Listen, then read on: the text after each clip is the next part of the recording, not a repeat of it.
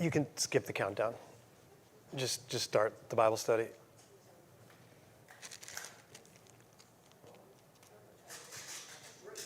We're rolling? Okay. Good evening. Welcome to Wednesday Bible Study. We just celebrated Lord's Supper. We were running a little late. I was running a little late. It's all my fault.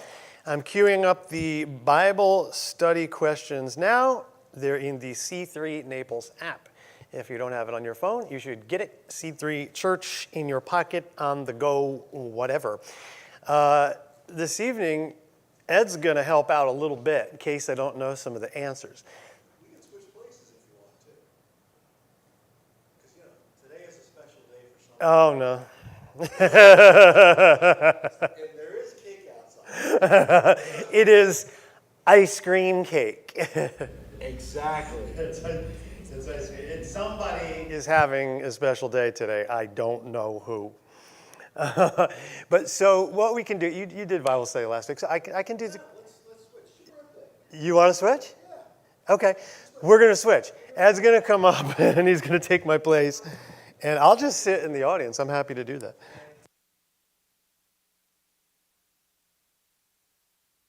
For those if you came, you would be able to have Carvel cake right now.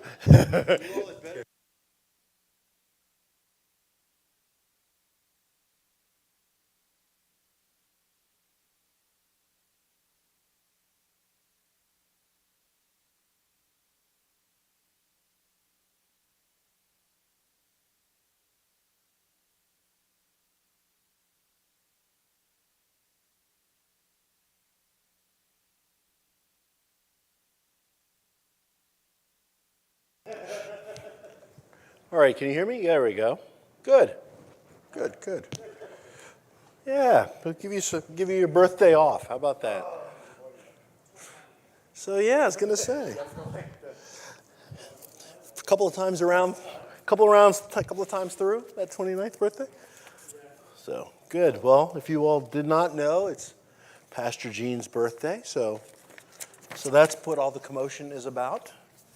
So, like I said, if you just came in, there's cake in the right outside. It's ice cream cake. It's perfect. How are you not missing it? It's perfect. It's ice cream cake. I'm trying to be subtle. So, all right. So we're going to get going with Bible study. I see all the happy cake people. Now, as I got here, I was trying to figure out which one of these I am today. Am I the green? Everyone can come around me. The yellow, kind of stay back, or the red? I don't know.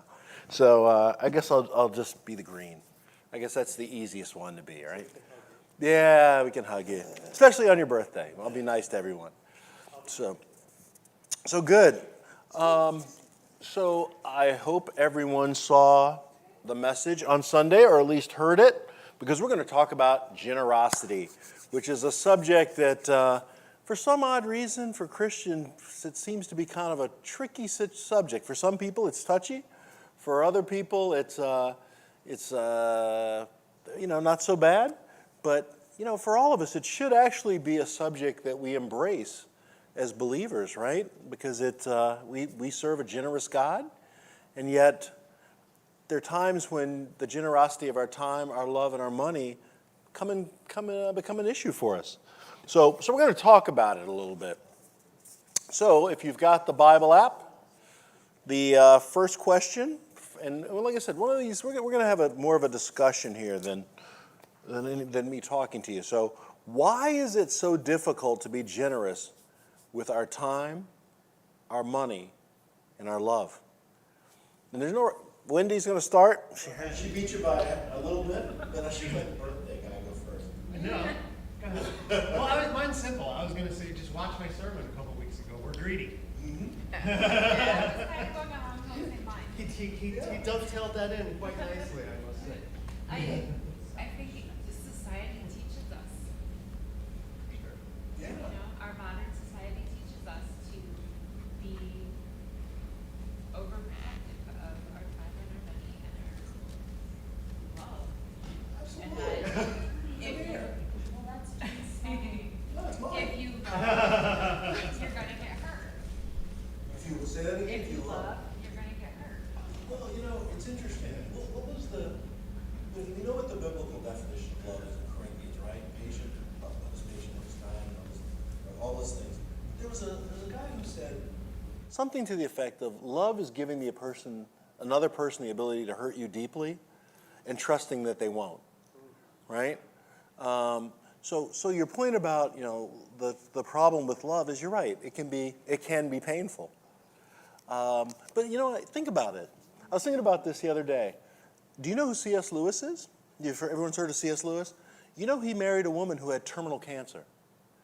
And I think she only lived a few years before she passed away. And when asked, why did you marry a woman who had terminal cancer? His answer was, wouldn't it be better to love for a short time than to have never loved at all? So, a lot of it is perspective, right? It's our perspective. If we think that our money is money that we actually earned on our own accord, then that's a different perspective. Then you're right. It's hard to be generous with something you think, I toiled and earned this, right? As opposed to it being a gift from God. So it comes down to your perspective. And money seems to be the one that's the trickiest one. I find people will be very generous with their love. Like I said, I ran into two people or found two people who had been married over 20 times each. Each and every one of those marriages, I'm sure they went in saying, I love you very much, right? For the 15th time. I'm sure the 18th one had to be the right one. But we do tend to fall in love. We love to be in love for the most part.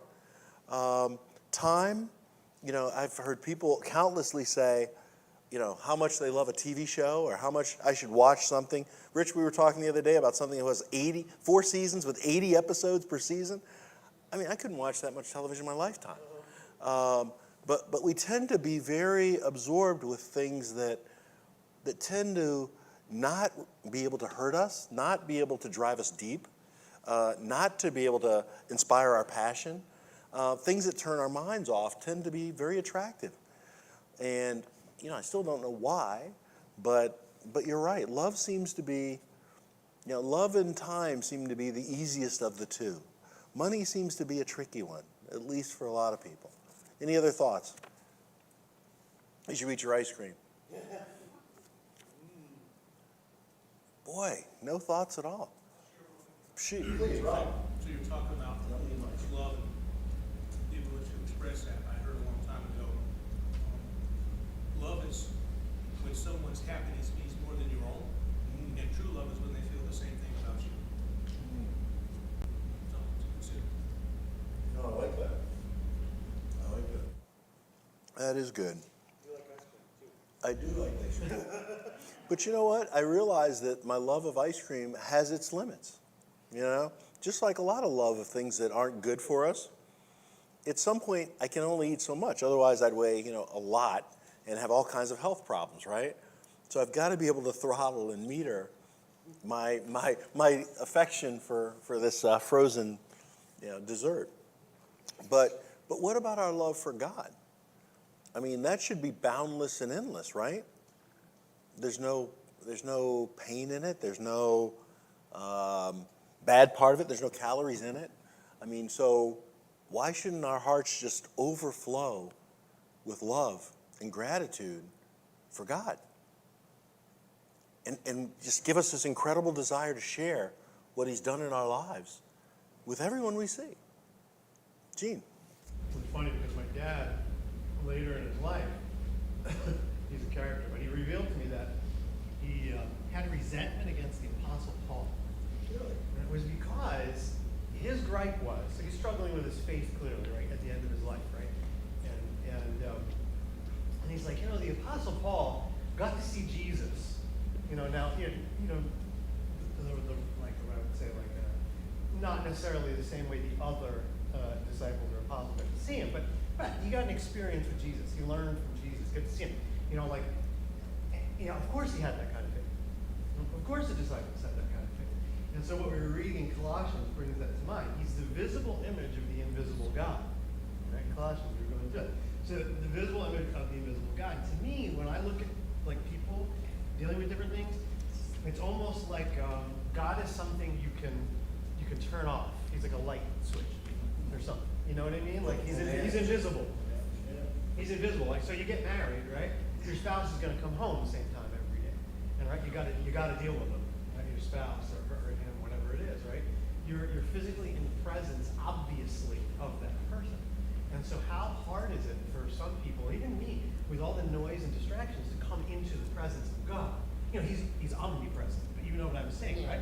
Like to have an experience with him, or you know what I mean? Like Where you essentially are tuning everything else out. Yeah. And focusing on God. And you know, Gene, when I first met you, I told you a story once. It's about being in South Africa and going to the South Africa-Botswana border. And I was asked to carry these boxes for my boss. So usually when I go out, I was a political appointee, so I was a politician. So I go out to these projects, and I've got a caravan of trucks and people who are taking pictures and all this kind of stuff that goes with me. But I had brought a couple of boxes, and so I show up at this village, and it's really just a village that has a pressed steel shed, and all these kids are laying face down on the dirt floor, and there must be 50, 60 kids piled into this thing that looks like a shed, like a 20 by 20 steel press shed, no floor. And they're all on their face, and as I come up with and we're making all this noise, first you see the first little eye pop up, and then they all start jumping up, and they want to sing songs and do their ABCs and do all this stuff, for you. And so sure enough, the guy who's running this and it's like a daycare. These women go out and do their shopping during the day. They drop their children off, and the children are 18 months to maybe 4 or 5 years old. They drop them off so the women can shop, and they pick them up. While they drop them off, this guy, Pastor Robert, reads them Bible stories, teaches them to read, shares the gospel with them as a ministry. So he's doing this, and as I come up, like I said, they're all dancing. Now, all these kids, about 80% of these kids are HIV positive. Most of them will never see 12 or 13 years old. They're going to die. I mean, they have no treatment for it that's affordable where they are. They're all full-blown AIDS or HIV positive. The thought of them living to be 16 or 17 just isn't reality. So they're praying, and we do our thing, and they're doing their Bible stories and telling me all this stuff. So once we're done, we're walking back to the trucks, and I'm going to give him these 2 boxes. And I say to him, Pastor Robert, what were all the kids praying for when I walked up? And he says, oh, they were praying for you. And I said, these kids are going to die. Why are they praying for me? They said, because you have the burden of living in America, right? Where we have a pretty clear connection between us and God. Your connection between us and God is blocked by commercialism, crazy politics, pornography, gambling, alcohol, you name it. There's not a clear path for most Americans to God. So the children understood this. Yeah. They got it. Yeah, they got it. Oh, you get it very clearly, right? You get it very clearly. It's funny. I used to meet with pastors in Mexico, in our southern border.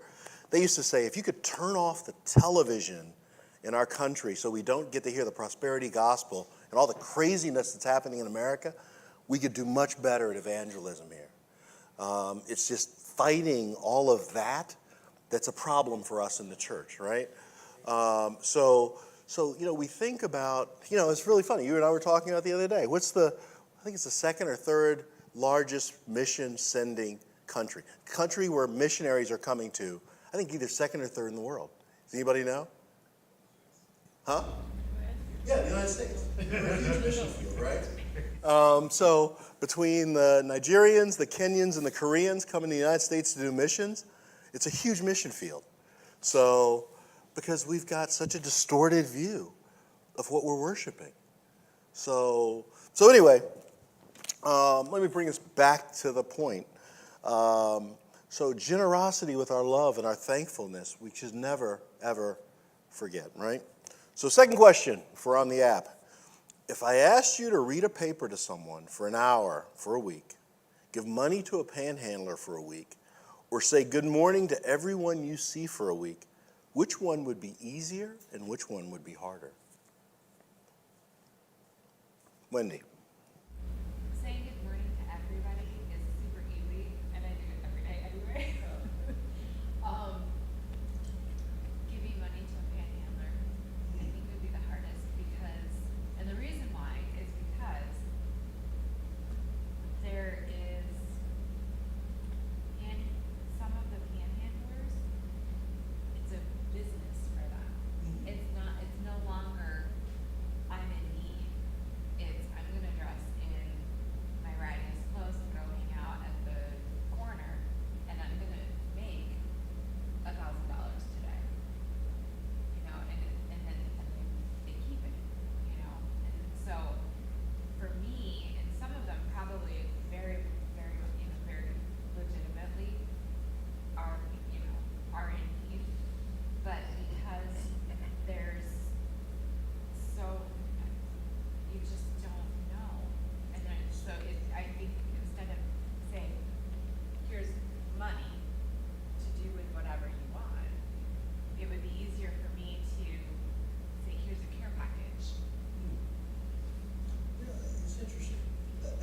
be one of the trickiest things. I mean, everyone, the relationships between panhandlers. Because you're right, there's a couple that's on the corner of, I think, Bonita Beach and 41. They're there every day, and, they do their thing, and then about 7 o'clock or when it gets dark, you see them get in a car and drive off, right? And you're like, okay, what are you panhandling for? But as I think about it this way, God calls us to be generous. So I can't imagine what it would take for me to get a sign and go stand on a corner and say, food, right? I mean, as humble as I think I am, that would be pretty tough, right? To go and take a sign and stand on a corner, especially in a community where people know me. I walk down the street, I walk every day. So they say hello, and they're like, what's Ed doing on the corner asking for food, right? Is everything okay? So I think for me, the humility or the hardest part would be standing there, doing that. So the fact that someone has gone to that point and they're standing on a corner with a sign, I think that's pretty interesting. The second thing is, God calls us to be generous to them, right? So I don't have a problem giving them, $1 or whatever the case may be. But then God calls them to be good stewards with the money we've given them. So once I hand the money to them, it's kind of out of my hands. It's between them and God, right? So I'm fulfilling my commitment to God by giving them $1. What they do with that commitment between them and God is their problem. And so I'm less worry about what they do with the money, because I'm like, I fulfilled my commitment to the Lord. What you do with it, how you fill your commitment to the Lord is your problem, right? If you're being distrustful, if you're buying alcohol, if you're doing things you shouldn't be doing, that's between you and the Lord, right? I'm not going to dictate how you spend his money, because I'm just a conduit. God gives me the gifts, gives me resources. I'm handing them out. What you do with those resources is between you and God. So that's my perspective. I mean, so it's not like it's my money to begin with. Gene? So I don't know, I'm not sure. I talk about the 5 love languages a lot, right? So we did that on staff years and years and years ago. Were you on staff then? Like, it was a long time ago. No. Okay, you might not have been on staff, but We had a small. we did the whole thing as a staff before then everybody preached on it. So, you have, what is it? Physical touch, words of affirmation, gifts, acts of service, right? So we just got to talking about different things, right? So we were all going through ours, and it was really funny because everybody who was older on staff all said that, like, they valued spending time with people a lot. Like, that's really how they received love. But all the younger people leaned more towards, like, words of affirmation, physical touch, things like that. And that's where I was at. Like, so that was my thing, words of affirmation, physical touch, that kind of stuff. And it's so funny, as I get older, when someone says, hey, let's go to lunch, spend some time with me, I'm like, oh, really? That's how I know they care. So for me, it would be reading the paper. Like, reading the paper to someone for a long time, because time is valuable. It's a commodity we can't get more of. Like, so I'm running out of it. When you're older, you realize I'm running out of time. So if someone's willing to give me that time, I'm like, you ain't got much left. So that's like a big deal. You can get tons of money, but so to me that's a really big deal. And to me, that's, I think, the hardest thing for us to do is to sit. I mean, maybe like if you're older, you remember sitting with maybe I might be like the last generation of kids who would do this. And you sit around and listen to stories from your grandparents, and you really enjoy that. It was like a lot of fun. Kids today, they don't seem very interested at all, right? They're just in their phone, like, yeah, whatever. Yeah. But to me, that's a difficult thing to do because I don't have a lot of time. And so to give someone a lot of time, like, I can give $1 to a panhandler, like, that's easy. You know what I mean? Like, for me, it wouldn't take much effort. But to, like, sit with someone for a day, or whatever, like an hour or two, it's increasingly more and more difficult. Yeah, no, It's tough. That's a good point, Gene, because money is transactional, whereas love and time are relationships. Yeah. Right? You've got to love someone, you have to know them, right? You inherently the love of Christ with everybody you meet, but then once you get to know them, you really love them as an individual, right? You love their habits, you love their mannerisms, you love whatever it is, but you have to invest the time to love them, right? Reading a newspaper, you have to understand who that person is. You have to understand that they want to read, that they want to spend time with you, and then it becomes a relationship. Whereas just handing $1 to a panhandler is just a simple transaction. Right. I smile and wave to people on my walks. Yeah, it's a transaction. So it's not, to me, that's not difficult. What was the other thing? Yeah. Yep. Say good morning. Yeah. Read a paper or hand $1 to a tan. Yeah. Two are transaction, one's a relationship. I think so. Yeah. So Lonnie? That person that's on the street, no matter if it's real or not, he's standing there begging. Right. So he's a beggar. And so I don't have a problem giving him some money. But and reading, I like to read, so I love to read to somebody. But the saying hi to everybody. When I was younger, I would see somebody I knew and I'd cross to the other side of the street just to avoid. Oh, so is a red band day for you, Lonnie? Yes. Red band. It's a red band day for That's Lonnie. the hardest. Yeah, but you've opened up a lot. Yeah. Since you came in here, you've opened Well, up a lot. it was a year before this. Wow. Attending a restaurant where they got to know me. All right. Any other thoughts? Newspaper, money, or hello? You know we're going to get like 3 questions now. Yeah, I know. It's all right. It's all right.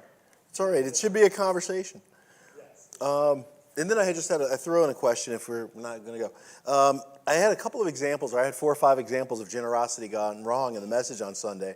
Anybody else have any examples of generosity gone wrong? Wendy? I have all the when I was in my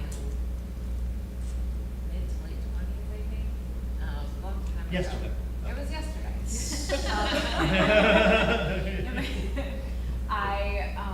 I owned a house, and I was gonna be moving to Tennessee. So, there was a couple in the church that needed a house. And I'm like, well, we can do a rent to own, because they didn't have any credit. They had like 100 points of their credit. So they could not get a loan. And I'm like, let's do rent to own. And so did that. My sister, who's the pastor's wife, facilitated everything, collected and all of that stuff. They never paid anything. So my mortgage went into default and I foreclosed. They trashed the house. When I moved back to Ohio a year later, the house was in foreclosure, so I couldn't go into it, but I had to remove everything, and it was trash. I'm like, I'm never doing that. It's interesting what you said, because I don't know if anyone else has done this, like where you reach a point in your life where you're like, I think there's a point in my life where I thought, every time I do something nice for someone, that person then becomes my enemy. Like hates me. And it just seemed that way for a while, right? Like if I ever go out of my way to do anything nice for anyone, that person ends up saying something bad about me or becoming bad. It was just this weird thing. And so my question to you is, did you get over that? Yes. You did? Yes. Yeah, good. The husband, they divorced. She went off, I don't know what she's doing, but the husband of the relationship, he ended up went south as well, but then he reconciled with the church and met his now wife, and they've been together for 15 years or something like that. Oh. So, yeah. So it has, it was just a dark time in their life. Yeah. And it was a lesson I needed to learn. And, the whole don't lend money to your or don't, what is it? It's a proverb. It's in the Proverbs, like don't put up security for someone's debt. Yes. Is the idea. Yeah, because they don't, yeah. I thought it was going to be a funny story. I mean, that turns out to be like, goodness gracious. Sorry. We talked I about know, no. All right, any others? It's interesting because I thought about this afterward, and somebody reminded me of it yesterday. We did a book drive in our community. Somebody came around and said, "Do you have any books? We're going to donate books to this school So we donated all books to the school. Like 3 years later, found out it was a school for the blind. So, we gave them all these books. And they were like, why do these people keep giving us books? So we were very generous, but it was kind of pointless, right? So it was actually a burden to them. Like, what do we do with all these books that we can't do anything with? So, all right. Okay. All right, if I Carol, you had point 4. Psychology Today says that giving positively affects actually our own health. There's a giver's glow, which is a release of chemicals in our brain that give us a sense of joy and peace when we give. Generosity is contagious. When we feel good, people around us feel good. Curiosity lowers our stress levels. People who volunteer around 4 hours per week are 40% less likely to develop high blood pressure. And then generosity counters depression. When we focus on others, we learn more about ourselves, which is really interesting. So as believers, we already knew this, right? Proverbs 11:25. What does that actually say? Nobody read the Proverbs. Yes, please. Yeah, please. Yeah, why don't you read it? It's a shorty. Prosper.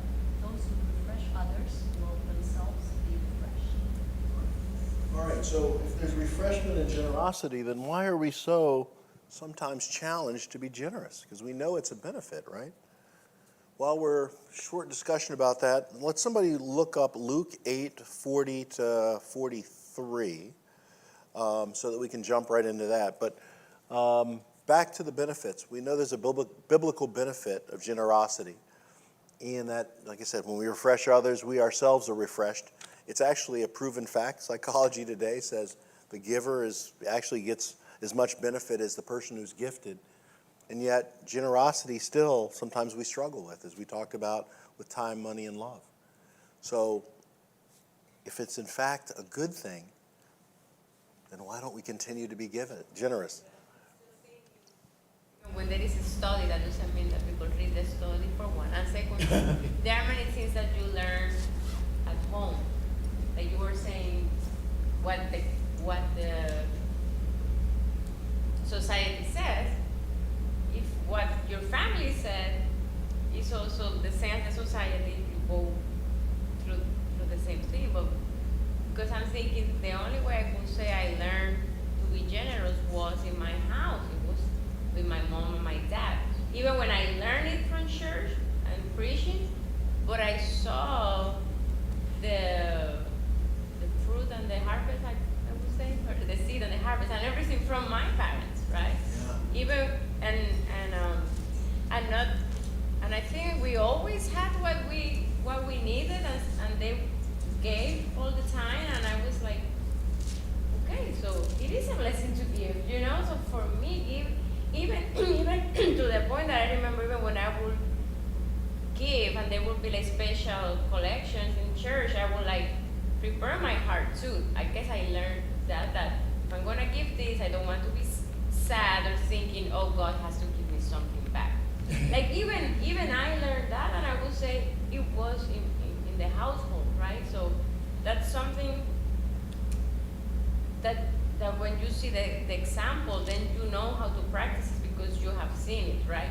Of course, as Christians, we should have faith and believe that the Bible says that, do it, and it will come. But when you have those examples, and among us, right, when you help somebody in church, I remember seeing that they are grateful not just for me, but for God, and then they keep being an example of being giving, right? But it's that part of the act of faith and practicing, right? But I think it's like on Sunday that you were preaching about it, and I'm like, we have to preach this topic. We have to talk about this topic because we won't learn, and there is evidence. Like I'm saying, like I always remember my mom always giving, and we never needing anything. And sometimes I would be like, what? You gave that card to this uncle just for $1,000? And I don't know if he appreciated it or not. Probably he did, right? But I was like, what? they did that? And I learned that, and I have done it, and sometimes it's like, oh my God, I don't know if I should have given that offering, but I'm like, God, you will take care, and I never had a need, you know. The other thing is also not just a need, but like learn that I have enough. And that's the part with the America, right? That is always more, and let's look for more, and it's like, Yeah. is that really big? That's not biblical. You know, it's like, God wants good things for us, but He wants our hearts to be clean, and that's the good. You know, that's the good enough, and that balance is what I think is what we need. And you were saying, so to add to the first topic, that the three examples you said only two are relational, but I'm like, the money is relational, but relational with God. When you have good relationship with God, then it's easier to give the money. But when we don't have that faith and that relation with God, it's hard to give money. The same, and I will say then the same with love, the same with time. If I don't have that relationship with God, that's when it's hard. So if you ask for an offering and we receive a little, it's like, that's evidence of their relationship with God. Not, you know, we could say relationship with money, right? But it's their relationship with God, and it's hard to, well, again, for as human to put the faith in God and not the money, because it's like, I need money to eat, I need money to do this, you know? But it's that relationship with God, and that's something that is every day. What you said, I think, is key in there. You said, I have enough. I think, did you say that? Yes, I Okay, said you that, did. yes. Okay, like, I have enough. So it's really interesting. It hit me. I was at someone did, pastoral work. What did the sign say above the door? Oh, gosh. So, someone else is happy with less than what you have. Yes. Like, it was, I read it a couple times. I'm like, in someone's house. right? Someone else is happy with less than what you have. I'm like, ow, ow. You know what I mean? Because I do have enough. But it's so, like you were saying in the beginning, Christianity is so, we preach on this all the time, so countercultural. Because all our culture says more, right? And if you say, I have enough, you're a loser. Right. What's wrong with you? You're like, why do we go to college, really? Yeah. To get more money. And so if you get a higher degree, you spend more money in college, you get more money. So everything is this kind of, right? You give, so you get more. And so to say, I have enough, people are like, are you American? You know what I mean? What are you, a communist? Like, it's so crazy. It's funny, Gene, it's funny you say that. When I retired in June, one of the biggest comments I got from my friends was, do you know how much money you're leaving on the table? Yes. Right? Not working. And Rob, you experienced this too. How much money you're leaving on the table? I couldn't realize, dude, I have left over 80% of my income on the table by retiring. What did I just do?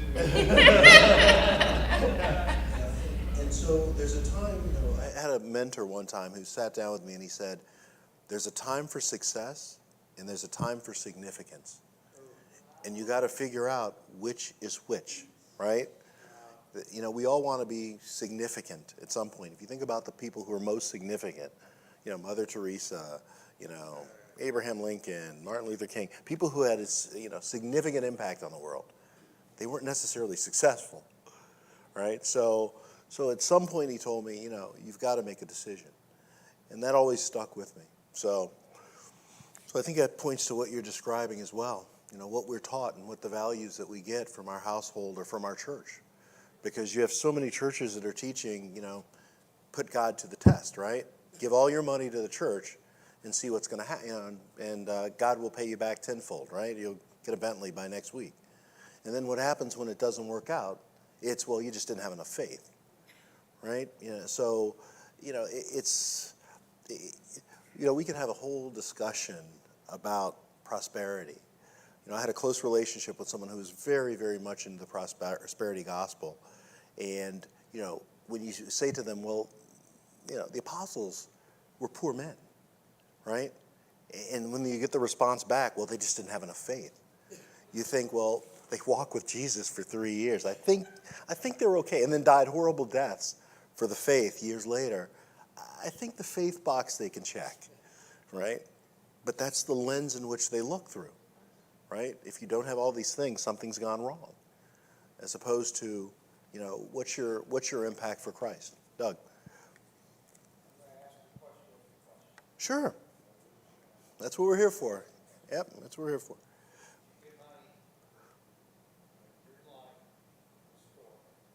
What's that? Can you speak up? Somebody in front of you who's already had a little bit to drink. This guy's buying alcohol. Now he's short. Looks to you. Hey, can I have $5? He's in need. Would you give him $5? That's not a good need, right? Huh? That's not good need. Yeah. I mean, where do you That's not draw a the good line one. now? Now it's like, now it's relative. Now it's not, I'm not freely. I'm not leaving it to God. I have to make a decision. You know what I'm saying? Because when you said it before, you're like, well, I'm going to give you the money, and now it's between you and God. Okay? Now it's like, well, you look like you're not doing good right now, but. Yeah, well, I think we still have, we still have the gift of discernment, right? We still can look at a situation and say, all right, this person's in line, they're obviously drunk. Well, so is it an opportunity to pull them aside and have a conversation with them? And say, hey, look, let's talk. Give them time instead. And so, give them time instead of the money. yeah, is this really the best thing for you right now? Because, you seem to be drunk, you've got a problem, blah, blah, blah. And Doug, it's interesting you say that. The last physical altercation, I was going to say if I should share this or not. Last physical altercation I got with somebody was in Buffalo, New York. There was a woman standing at the bar drinking, and she's obviously pregnant, and she's drunk, right? And so she goes to the bartender and says, can I have another drink to the bartender? And she's pregnant and drunk with another guy. So the bartender goes back to get a drink, and I said to the bartender, what is wrong with you? Why are you giving this person another drink? They're obviously pregnant. What's going to happen to this child if this woman is doing this 2 or 3 nights a week is going to be horrible, right? So don't you have a responsibility to not serve her, and I have a responsibility to say to her and her husband, you need to cut this out. And so we had a long conversation at the bar about what are you thinking? Because you should, as responsible parents to an unborn child, the two of you shouldn't be drunk in a bar at midnight, right? And so, he got to pushing and shoving. I got to pushing and shoving. The bartender got to pushing and shoving. But at some point, you have to stand up for what's right? And say, this just doesn't work for me. This isn't the right thing to do. And sometimes we have to bear the consequences for it. But Lonnie, you on to? Just a comment. Jesus at Cana of Galilee, he provided 6 stone jars of wine for wedding guests that were already half cropped. I'm sure they weren't driving. And they weren't. Yeah. But you're right. First miracle was one. So, Yeah, please. just to balance things out. So I think when Ed says, and please correct me if I'm wrong, I don't speak for you, when he says basically, I would boil it down to, and this is something I had said in the past, what I do with the money's on me, what they do with the money's on them, right? Is that what the crux of what we're doing? I think you do so with some generalization. Yeah, and discernment. Right, but under there, I think if there might be an asterisk, if the person's killing themselves with it, right? Let's not do that. So I remember saying the exact thing, actually around the same time when I was on staff at church, and I just said that, and I would have held to that just without the asterisk, actually, just if I'm admitting it, whatever. I would have given I don't know, you know what I mean? Maybe this makes them happy. Here you go. And it was actually until John Kelly. We were picking up the checks for John Kelly, and Heather was here, and we were waiting on the check, and we knew he was doing drugs. And Tony was telling me about the fentanyl crisis, and I'm praying. I'm like, I hope he doesn't show up. And Heather's here, and he didn't show up. And then because we were his post office, whatever, we were collecting the checks. And then what was it, Heather? On your way out. The cab got here. Oh, he was waiting. I He was waiting. messed up the story. He was waiting here, and I hope the mail didn't come was the thing. So I hope the mail doesn't come. I hope the mail doesn't come. I hope the mail doesn't come. I finally as get soon a as cab. she let them go, she's like, guys, we gotta lock up, and she kind of No, get and out, the right? cab took forever to get here. Yeah. An extra half an hour. It did. And as soon as the cab pulled up, so did the mail truck with the check. The mail truck pulled up, he was dead the next day. He overdosed the next day. He took that whole check, bought fentanyl with it. And so my asterisk over the years, I agree with you, but my asterisk over the years has gotten much larger because I know what's happening now, right? You know what I mean? And I don't ever want to enable. Yeah. So to me, I would say, with my experience now, I would say, well, kind of what Ed is saying, I think in your asterisk is, first it's that what they're asking for, but if you realize that you've seen them on that street corner for a year now, it's like, okay, what's the problem? Why are you still on the street corner, right? If they're still doing the drugs forever. That was my attitude about the park. It's like, why am I seeing the same 20 homeless people coming in here for 3 years? Like, what's the problem? Start asking the question, well, what are the next steps? I have treatment centers, I have this. And when they refuse all of it, that's when you switch to time. That's when you say, no more handouts, no more. Now you're getting my time. My office door is open. Anytime you want to come in, you name it, and that's what I did.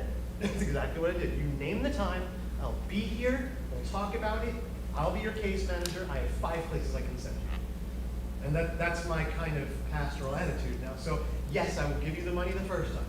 I'll give you the money the second, but after a couple times, or if I see, you're drinking, or there's Coke literally on your nose and you're coming into church like that, no.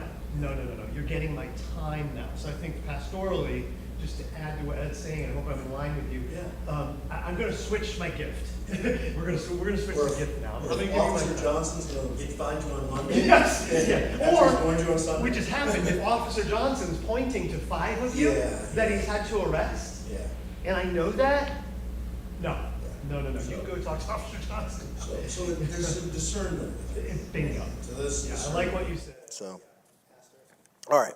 So I know we've spent a lot of time on this. So you have a thought? Go ahead. Go ahead. Giving the money the first time or the second time, but not after. No, not until you see something that's detrimental. What, Yeah. Why is it that you don't give the time to start out?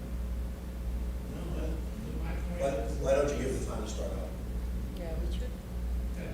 I'm just echoing. But if that Well, person- maybe, yeah. If that person comes up and says, I'm hungry, why give him the money?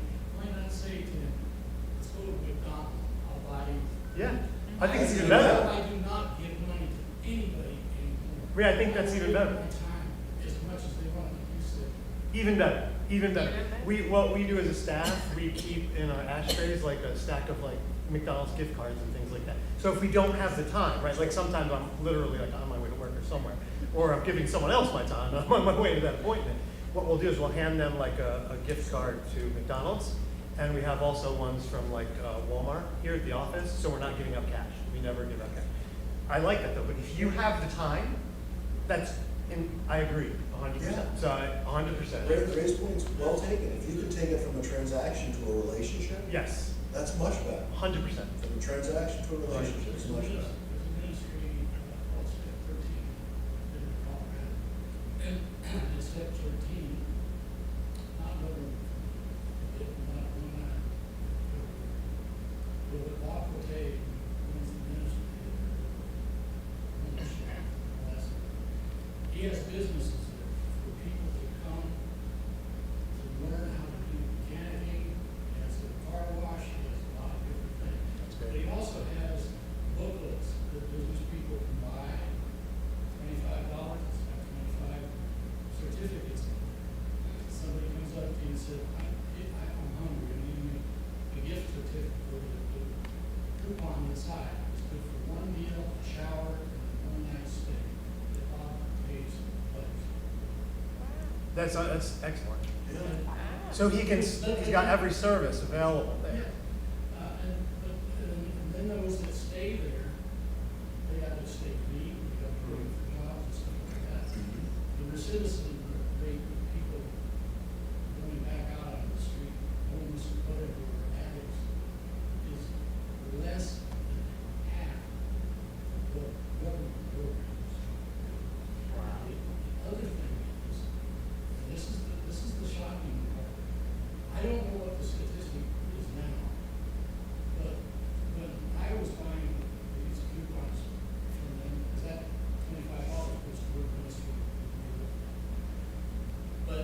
he had sold like over 10,000 of these booklets. He had 26 coupons redeemed in 10 years. That tells you something. Yeah, Wow. That'll tell you something. Yeah. it does. Yeah, that's excellent. It does. No, thanks for sharing that. Yeah. Yeah, so, all right. Where were we? Yep. All right, let's see. Luke. Those are examples on how hard it is to people to be generous, because it's like you want to see good and then you don't see it, right? So it's like that's what I was trying to say earlier too, that we have to have a relationship with God and know that God, you use us, and whatever happened, you are the one that gives the growth. Is that how the verse says, Yeah, but right? God is the one who closes the good. Yeah, for You sure. know, and it's hard. That is. No, this has been a great conversation. Yeah, no. I think you're on. This is absolutely. Yes. What we should be talking about, how our hearts should be shaped to serve the Lord and to be generous, right? But be discerning as we're generous. So no, this is great. All right, let's turn to Luke. We talked about Luke 8:40 to 43, I believe it was. Who has it? Carol Lee. We'll let Carol Lee do it. Do you want me to read the entire thing? Sure, 40, 43. I think it's only a few verses. So, On the other side of the lake, the crowds welcomed Jesus because they had been waiting for him. Then a man named Jarius, a leader of the local synagogue, came and fell at Jesus' feet, pleading with him to come home with him. His only daughter, who was about 12 years old, was dying. My NLT also will say, his only child, a daughter. As Jesus went with him, he was surrounded by the crowds. A woman in the crowd had suffered for 12 years with constant bleeding, and she could find no cure. Do you want me to continue to 50? Yeah, keep going to the end. I said 43, I meant 50. Coming up behind Jesus, she touched the fringe of his robe. Immediately the bleeding stopped. Who touched me? Jesus asked. Everyone denied it, and Peter said, Master, this whole crowd is pressing up against you. But Jesus said, Someone deliberately touched me, for I felt healing power go out from me. When the woman realized that she could not stay hidden, she began to tremble and fell to her knees in front of him. The whole crowd heard her explain why she had touched him and that she had been immediately healed. Daughter, he said to her, your faith has made you well. Go in peace. While he was still speaking to her, a messenger arrived from the home of Jarius, the leader of the synagogue. He told him, your daughter is dead. There's no use troubling the teacher now. But when Jesus heard what had happened, he said to Jarius, don't be afraid. Just have faith, and she will be healed. That's great. Thank you. So the next question was, how did Jesus know the woman who had been subject to bleeding had been healed? Lonnie? He felt the power of God leave him. Yeah, felt his power leave him. And I'm going to kind of work through the next couple of questions together. Why do you think Jesus had Jarius wait in his presence as he listened to this woman? Because obviously, Jairus' daughter is dying. He's sitting there listening to a woman who's suffering, and he's listening to her tell the whole story or the whole truth or the entire story, I think as some translations put it. Wendy? So that's interesting. It's a faith test. I think that's one answer. I think that's one perspective, one angle.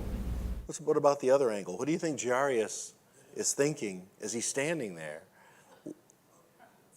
He's sitting, his daughter's dying, and he's sitting listening to Jesus, or watching Jesus listen to this woman go on and on. Possibly on and on and on and on.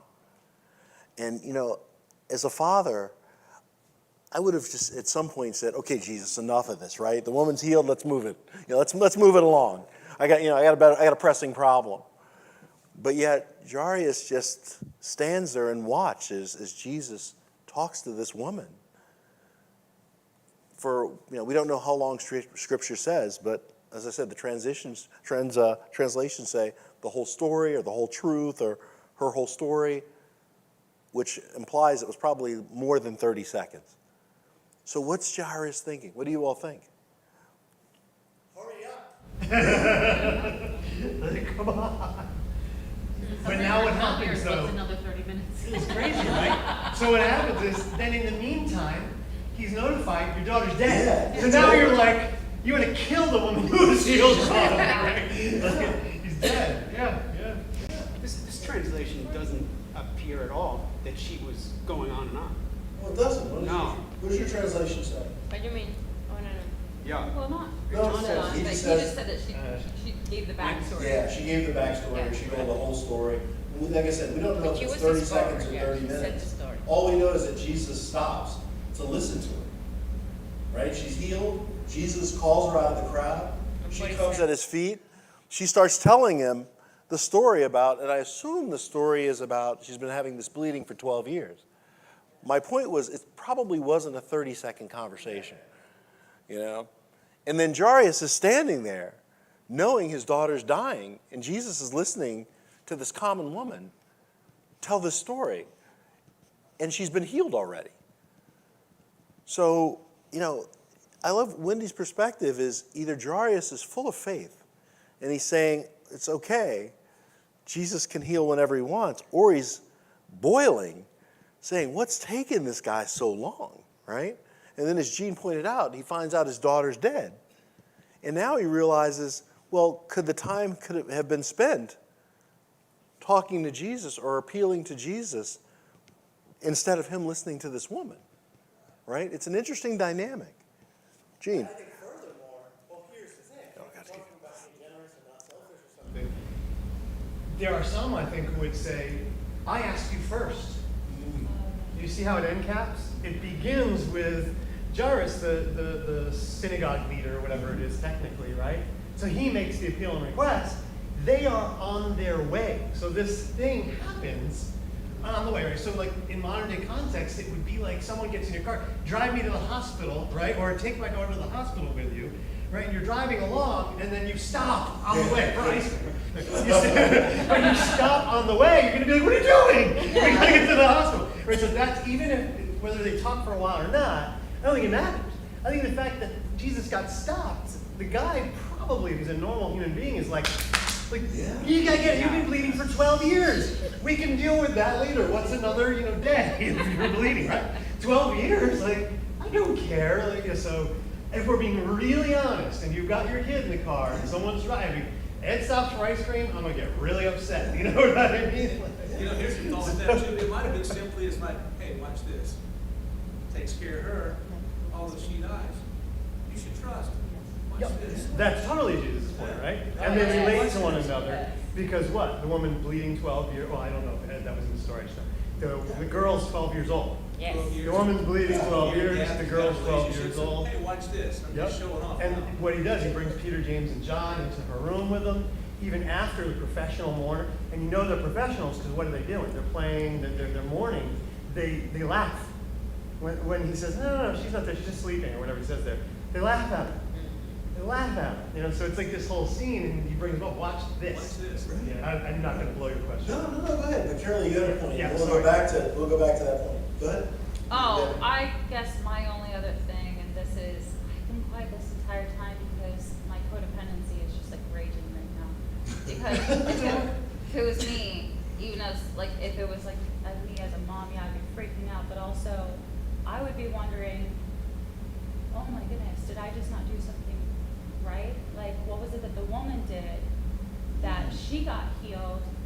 Should I have gone about this a different way with Jesus? I think that's part of that would be going through my brain as Jesus is talking to this woman of like, wait, hold on, did I miss something? Like, was there something that this woman did that I like missed? Did I just risk this opportunity of having my, I don't know. That's Well, just Bible study-ish, and only go on it for a minute. Just give me just to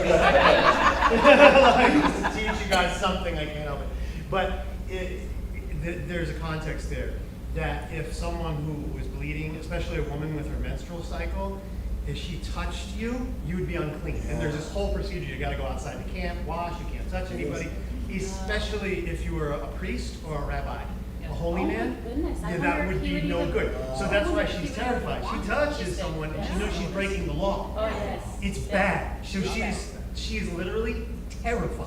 She And so that's what's made going on by here. something. So Jarius, being a synagogue leader, would be familiar with the law, and he probably wouldn't have very much sympathy for her, which would add to Ed's point, which he, as a synagogue leader, would probably not like her anymore. So it'd make it even worse. Like, not only have you interrupted and slowed down my daughter's healing, but you've done something unclean, unholy. So she would be like the lowest of the low. So it just goes to show how forgiving and awesome Jesus is in that. He's like, it's all good. So Literally took me you out got of mad it. because I was raising my hand and he said out loud exactly what I was thinking. Did I raise my hand though? No. I did. I raised both of my hands. It's okay, I'll give you. I apologize. I'm going to use this See, one. and It's I'm my reading all the birthday. scripture. She's So let's book in this story. not going to be fun tonight. All right. You got your So let's quickly book in this story then.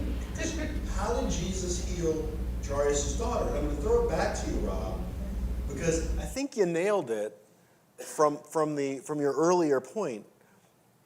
As Gene said, Jesus shows up, he kicks everybody out except for Jesus, James, and Peter, James, and John, goes upstairs with the parents, and and he speaks it. he speaks it, right? Talitha Kum. And he speaks it. And I wonder what Jarius is thinking at this point, too, because he's like, wait a minute, this is all there is to this? I mean, The scripture doesn't tell us, but you're right. I mean, Jesus just kind of says, little girl, arise. And up she comes. no. And he wasn't supposed to touch a dead person either, according to Yeah. All right, so we got 2 minutes left. And so I want to quickly jump to the end, because I know Gene was practicing his St. Patrick's history.